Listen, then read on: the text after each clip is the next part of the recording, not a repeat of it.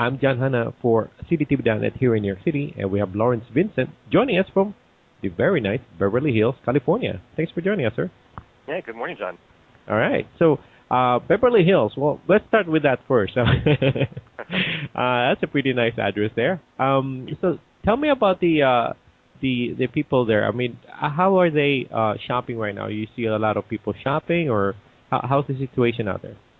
The situation has been, at least from my observation, strong. You know, our offices sit in a part of Beverly Hills known as the Wilshire Triangle, which is right next to Rodeo Drive. So we see an interesting mix of tourists and celebrities and people that come here to see what is, current in tastes and fashion and pop culture. Okay. Now, I want to get some more into detail with that one. But first, let's just try to get our listeners into the conversation of who you are. Tell us about yourself first. Sure. So I have spent the last 20 years developing strategies for brands, and started at Disney, have spent the last 15 years or so on the agency side advising clients like Microsoft, Southwest Airlines, Four Seasons Hotels, the NFL, and usually I'm brought in for very different causes. Sometimes it's helping them figure out how to launch a new brand. Sometimes it's helping them figure out how to make their brands more relevant. And in other cases, they're already doing quite well, and they're trying to figure out what's next and how do they continue to stay ahead of the curve. Okay, and the reason why I asked you about the Beverly Hills area because of the book that you have. The book is all about branding, right? So tell us about your book. Right. So this is my second book, and is really one where I felt a strong passion to remind people of what a brand really is, which it's a promise to deliver value. I especially where I live and work, in spending a lot of time both in Los Angeles and in New York, people throw the word brand around a lot, quite casually. I sometimes talk about the pronouncification of branding. And I think in all of the shuffle to talk about the brand's image and how brands can be sexy, people forget that at the end of the day, branding is a strategic discipline that should be guiding decisions that go way outside of marketing and design. It affects capital investment, research and development, the way you operate your company, and human resources, the way that you staff and retain employees. I'm looking at the title of your book, which is Brand Real: How Smart Companies Live Their Brand Promise and Inspire Fierce Customer Loyalty. Now, the thing that comes to my mind, the immediate company that comes to my mind as of today would be Apple. I mean, they inspire fierce customer loyalty. People either have Apple or not know tablets. As to what people are telling me, they'd rather have the Apple as opposed to the other tablets out there.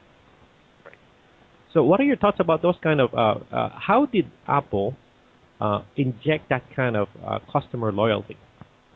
Well, I think, Apple, everybody's written about Apple. I talk about it a little bit in the book too. I think that what's really interesting is when you look at it in a backwards way and post-rationalize to how they got to where they were, it's easy to say, they came up with cool advertising. They did a really great way of creating a sex appeal for the brand.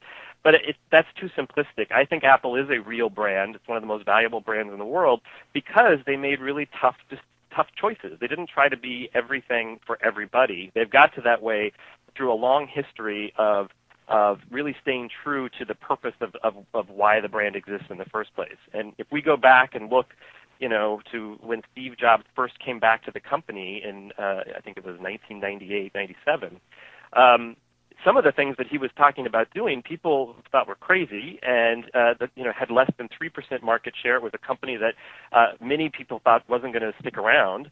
And I think that if you look at the decisions they made, they probably seemed a little crazy when you talked about creating a music player. That was at the time when Apple came in and created the iPod and iTunes Music. We were looking at really a price depression in music players. They were becoming a commodity.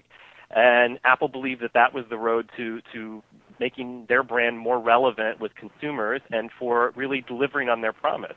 And that's why it's grown into the brand that it is today. Along the way, they made some really tough choices.